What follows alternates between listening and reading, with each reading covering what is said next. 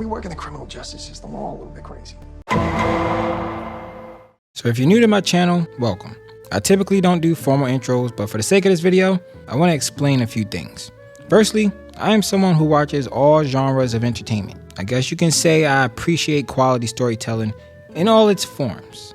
From comedy movies, to stand-up, to gangster movies, to sitcoms, to satirical animation, to fantasy epics, even the musicals sometimes.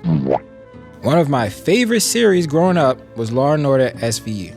And most of us can admit it fell off around the time Olivia became captain. I mean, low-key, it really fell off when Stabler left. But in regards to writing, it fell off with amplified gravity around the time Olivia became captain. My biggest beef with the writing by far is how nobody got to go to work anymore. The main cast is related to all the victims. They used to have to get called into a crime. But now, most of the episodes is about the main cast's friends and family. How come everyone they know gets assaulted? My uncle, my sister, my nurse, my priest, my therapist. Like, goddamn, get y'all shit together.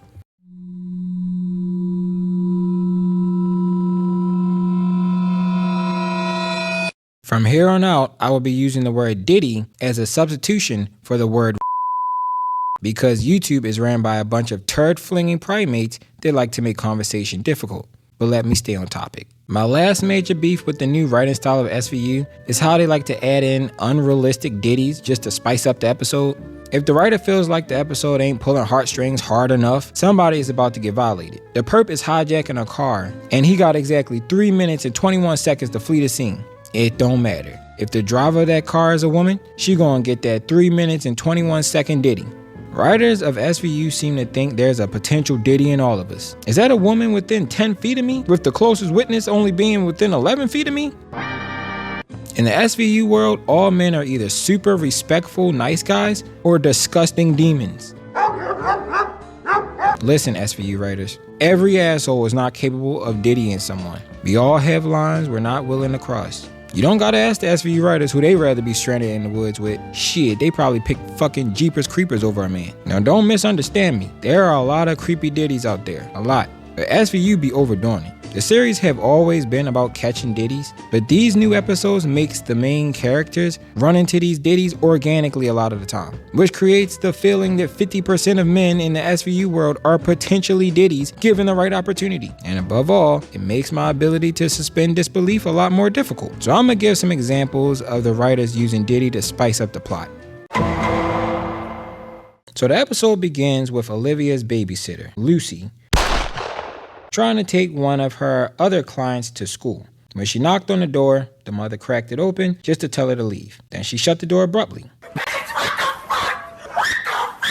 Lucy thought that was strange, so when it was time for her to pick up Noah, Olivia's son, she told Olivia. Let's pause for a second, because I know what you're thinking. Who is named Lucy in this day and age? Law and Order characters, that's who. Stay focused. So Olivia checks out the house. Knock, knock, knock. The lady cracks open the door and gives the same excuse. Olivia, who has dealt with hostage situations before, notices that the lady is clearly in distress. So Olivia tells her that she'll be back, right? On her Terminator timing. And a man tells the woman to let Olivia in. Okay, pause again. At this moment, I just want to remind you that Olivia, an extremely experienced detective captain, believes this woman is in some kind of stress. So how would you expect someone as experienced as Olivia to enter the house? Maybe grab her gun, clear the corners, you know, standard cop stuff. Yeah, nah, she don't do none of that. She walked up in that house like she was ready to attend a tea party. She looked too peaceful right now.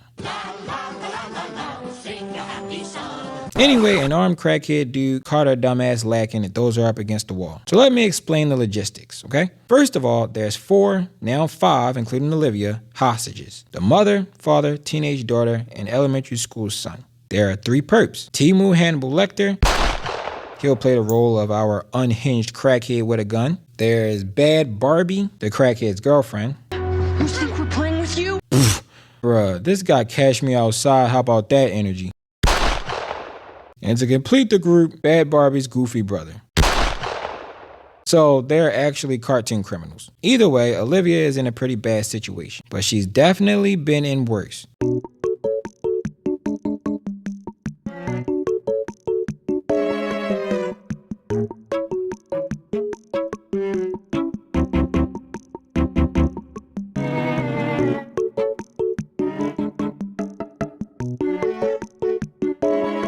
The screen cuts to black for a commercial break. After the break, they simply ask Olivia who she was. And I kid you not, Olivia tells this man she's a police officer. Not a captain, just a regular police officer. Anyway, after telling him exactly where to find her gun, Hot Breath uses his entire damn body to take it from her. So apparently these three knuckleheads are trying to rob the husband by stomping a mud hole in him. Maybe they think he's a mushroom from Mario and the coins will just pop out if they keep stepping on him. But as far as I know, you can't rob a dead man. And well, he's definitely seen better days.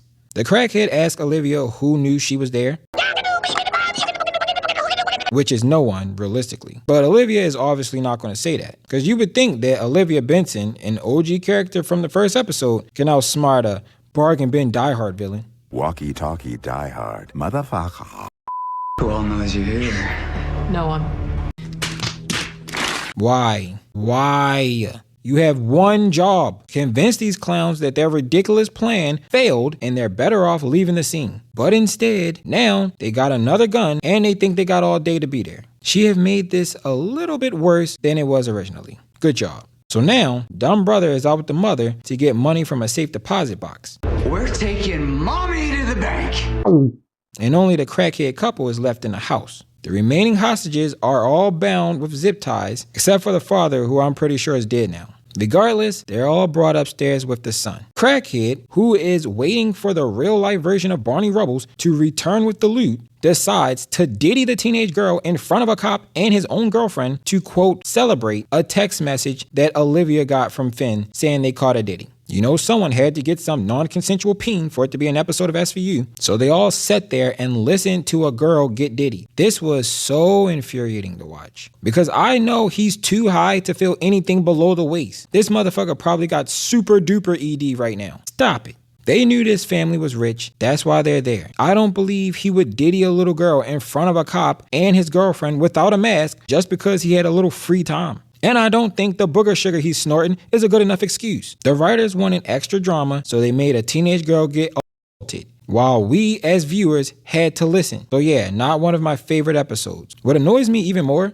is the fact Olivia waited until there was backup outside at the end of the 40-minute episode to start manipulating the crackhead. Man, I don't know what to think no more, man. She probably could have saved that girl if she mentioned that she was a captain. Her negotiating tactics are so weak.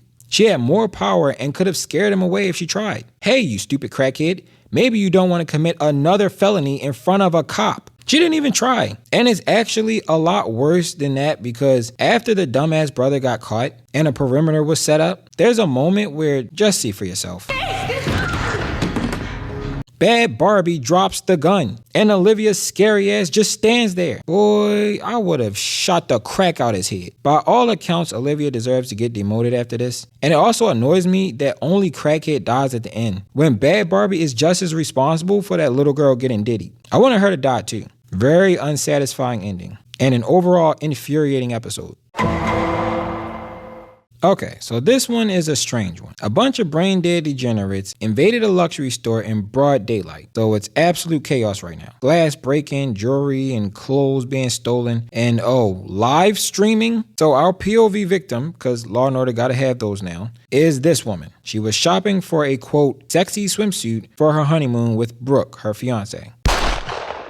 A sexy swimsuit she just so happened to be trying on when the flash robbery took place. So when she heard the commotion, she left the dressing room in her sexy swimsuit to stumble around like a dementia patient, as one does during a flash robbery. Then this fatherless bastard right here spotted her standing there all confused in her sexy swimsuit, and he just lost all sense and self-control. Cause he's a man, you see. So he transformed into a super diddy and attacked this woman. He just couldn't help himself. The swimsuit was too sexy for him. So yeah, in broad day flash robbery, he somehow had time to take off his mask, because he did that too, and diddy this woman. And he wasn't even high on crack. How does it take the cops so long to arrive to the crime when it's this public of a place? And it's in the good neighborhood too. I don't know. Maybe the dude only lasted a few minutes. As ridiculous as this is for a setup for the episode, I'll cut it a bit of slack just because if he didn't diddy someone, SVU wouldn't have been called in the first place. But still, it can be hard to suspend disbelief sometimes when the logistics are this discombobulated. It is rare for a guy who haven't been abused themselves to suddenly turn into a perv at the first sight of an average woman in an average swimsuit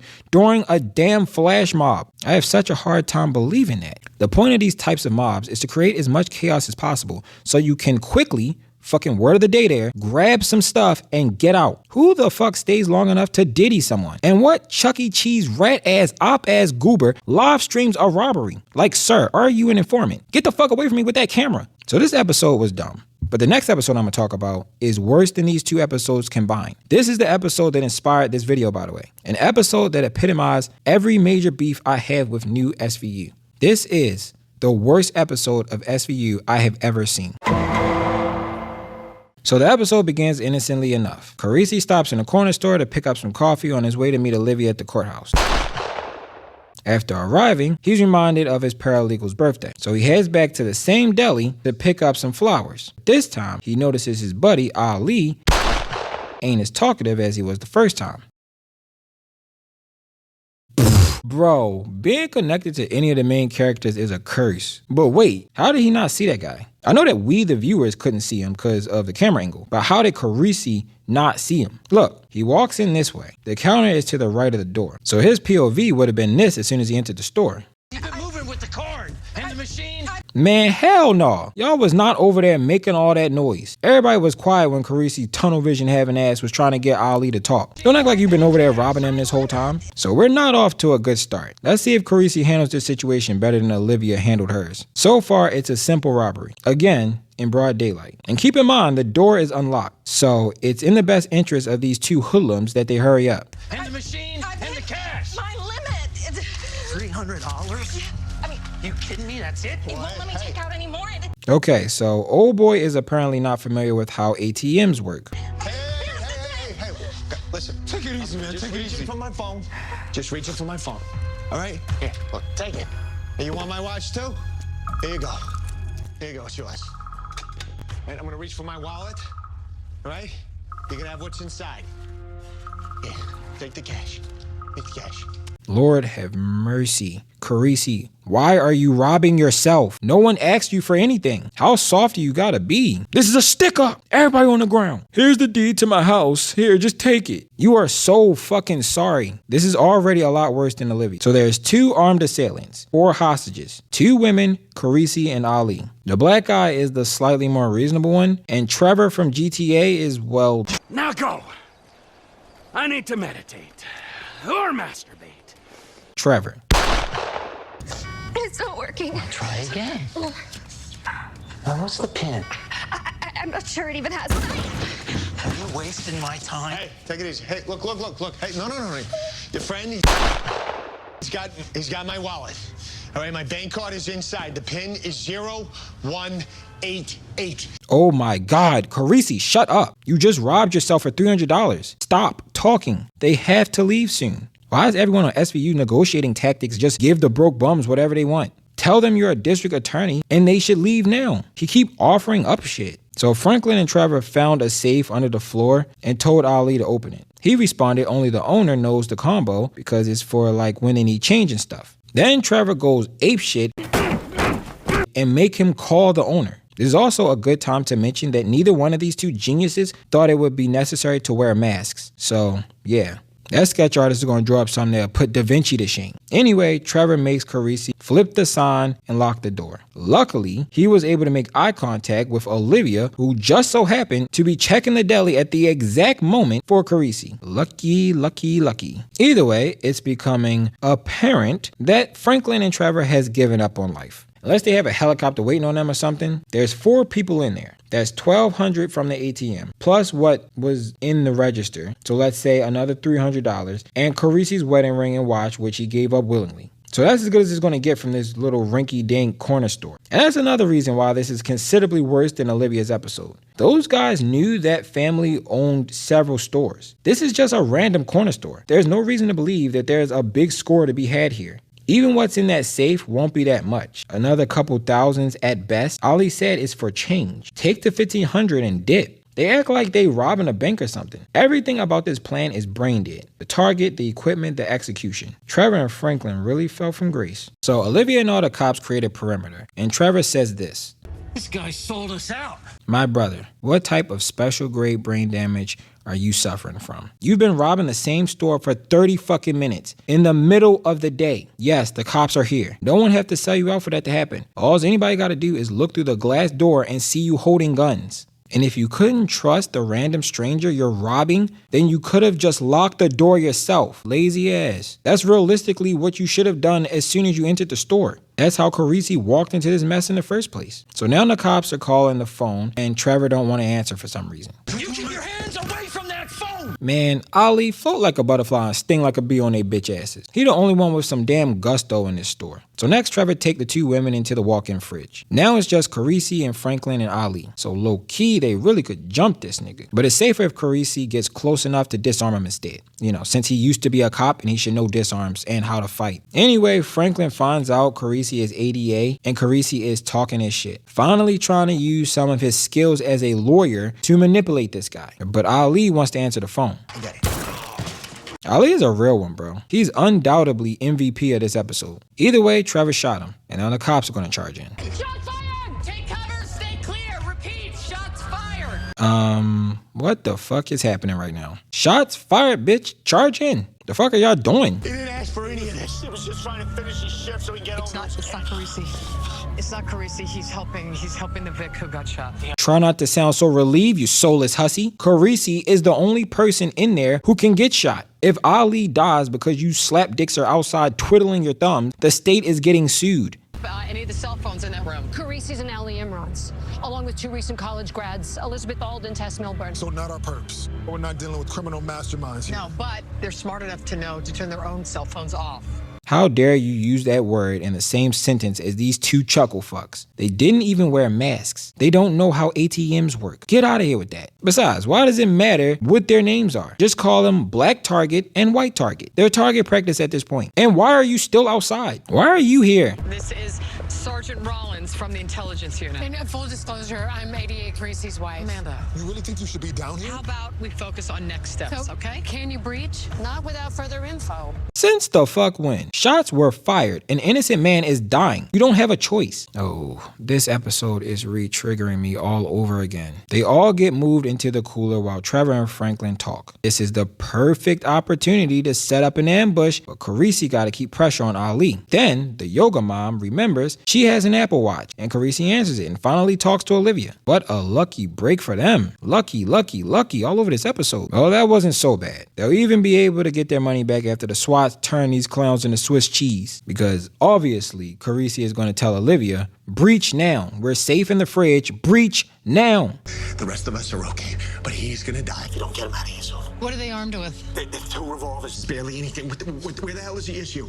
We have eyes inside. We heard a name, a partial name, D something. Deontay. The name's Deontay. The other one is Boyd. All right, check recent prison releases. Check all prison releases the last few years. What if thy fucketh? This isn't a real episode, bro. This actually can't be real. Trevor and Franklin come back into the fridge and take them all out the fridge. Ali needs water, so Yoga Mom goes to get him some water. Meanwhile, the clown show outside continues. Rollins is being an emotional mess. Again, why is she here? And Olivia is apparently the reason nobody has done anything yet. Even after an innocent got shot, they gaslight this black guy because he wants to apply more pressure by calling more. Just listen to this annoying ass argument. Enough of this. Let's keep pressuring them to talk. Hold on, the situation has changed. Stingray's showing someone using your husband's phone. It's in their hand. I'm calling it. No. If they wanted to talk to you by now, they would have. Look, I know you two have a personal investment. It's not about that. Whoa, just take it easy, man. No? Then break it down for me. Look, this is about rank for you. I don't know. Then yeah, fine. I understand why you're so You butthurt. think this is about rank? All right, that's it. That's it. And Olivia is worried about Rollins' feelings. What about Ali, you steamy breath bitch? Olivia has completely outdone herself in negligence, so Trevor starts groping Yoga Mom in front of literally everyone. He finds the Apple Watch and decides, it's time to diddy. But watch this.